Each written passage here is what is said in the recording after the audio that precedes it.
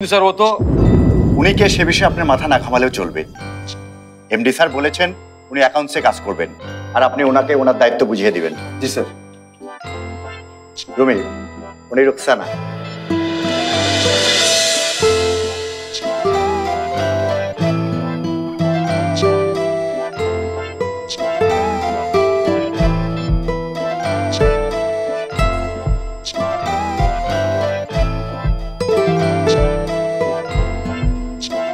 আর সব দায়িত্ব উনি আপনাকে বুঝিয়ে দেবে। Thank you.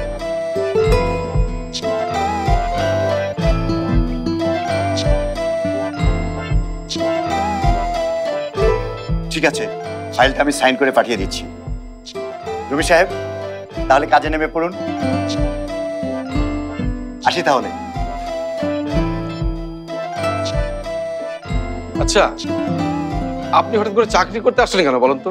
জি, আজগর চাচা আমাকে জয়েন করতে বলেছে। অফিসে কেউ কারো চাচা না, ওই সমস্ত খাতির জাতি সব অফিসের বাইরে। অফিসে আসবেন শুধু কাজ করতে। কি করতে? কাজ।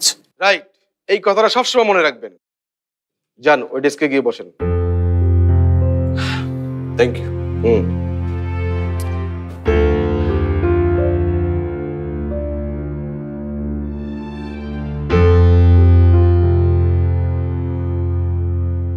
মিস রুকসানা। জি স্যার। উঠতে হবে না, উঠতে হবে না, বসেন বসেন। আচ্ছা, ওকে গত বছরের ফাইলগুলো দিয়েন তো, দেখি কিছু বোঝে টোঝে কিনা। জি স্যার। ওকে।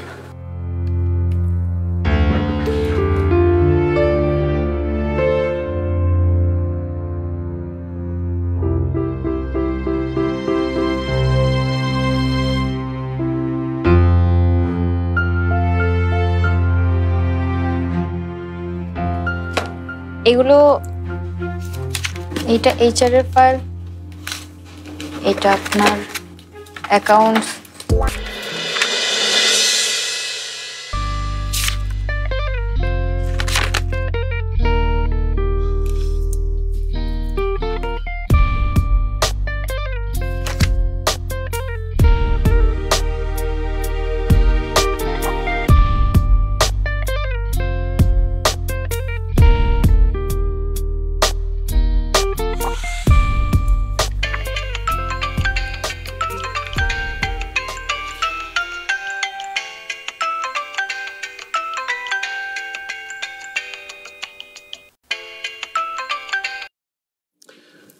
হ্যাঁ মামুন।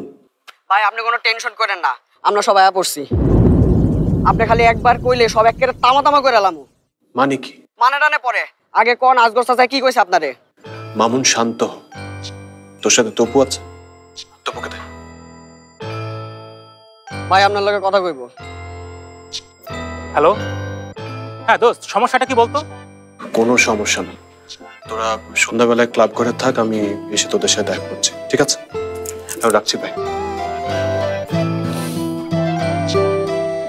রুমি আমাদের ক্লাবে যেতে বলেছে, সন্ধ্যায় ফিরে আমাদের সবকিছু বলবে। আচ্ছা, ওই রুমি যেহেতু বলেছে আমাদের ক্লাবে গিয়ে বলবে, আমার মনে হয় সেটাই করা উচিত। চল যাই। চল চল। অফিসটা খোঁজ গল্প করার জায়গা না, আর কাজের সময় ফোন ব্যবহার করা আমি একদমই পছন্দ করি না। আর যদি কখনো ফোন বাজে তাহলে কিন্তু আব্বু, কিছু বলবে? তোমার সাথে একটু কথা ছিল। বসো। মাহমুদ ভাইকে ফোন দিয়েছিলাম, আগামীকালই নাকি ওনার ফেরার ফ্লাইট।